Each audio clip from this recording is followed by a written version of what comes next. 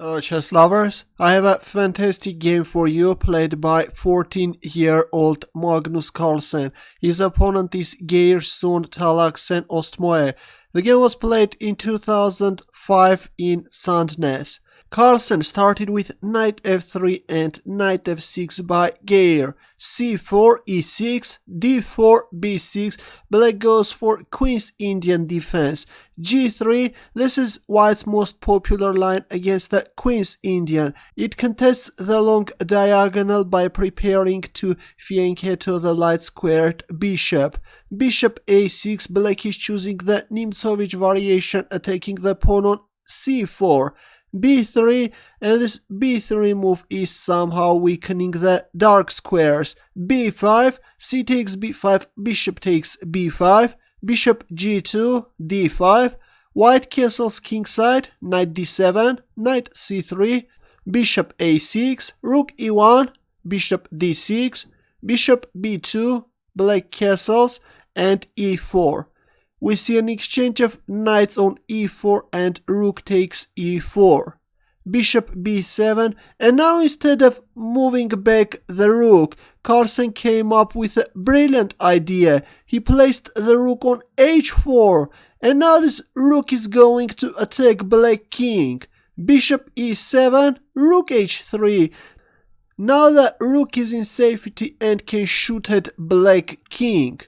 Knight f6, Queen e2, but actually if we have a look at the position, this rook on h3 looks a bit strange. Bishop d5, rook e1, Queen b8.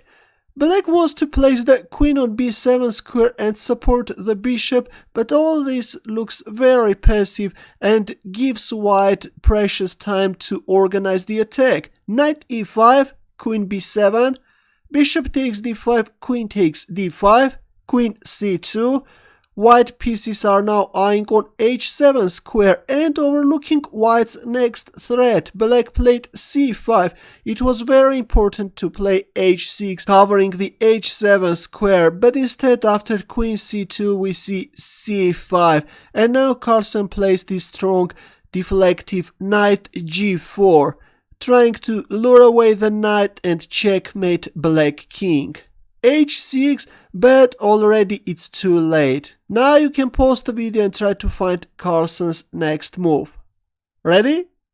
Instead of capturing on h6, Carlsen first played rook e5, bringing into the attack this rook with a tempo, and only after queen f3 he played knight takes h6 check, destroying black's king side. G takes h6 and rook takes h6. Now white has a very simple threat, rook g5 checkmate. King g7, but anyways, here comes that fantastic rook g5 check, allowing black to capture on h6. King takes h6.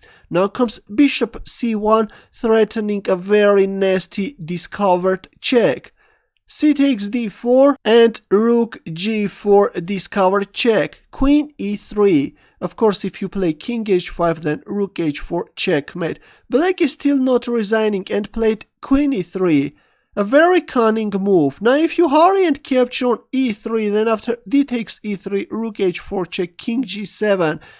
Black is just managing to equalize the position. How is white going to proceed with the attack? That's why after queen e3, Carlsen first calm-heartedly played rook h4 check. Knight h5, now comes another fantastic move. Rook takes h5 check. This guy is sacrificing his pieces one after another. King takes h5. Queen h7 check. Again, he's not hurrying to capture this poor queen. King g4, and only now he captures on e3. Rook c8, attacking the bishop. But as you have already noticed, in this game Carlsen has decided to sacrifice any possible piece, and he played king g2, allowing black to capture on c1 as well. Rook takes c1 and h3 check. King g5, queen g7 check, king f5, g4 check, king e4, and queen takes d4 checkmate. Carlsen sacrificed so many pieces and finally managed to checkmate black king with a queen supported by pawns and king. This final position with the king checkmated on e4 square looks fantastic. If you liked this amazing game, don't forget to give the thumbs up or subscribe to my channel. More games are coming. Good luck.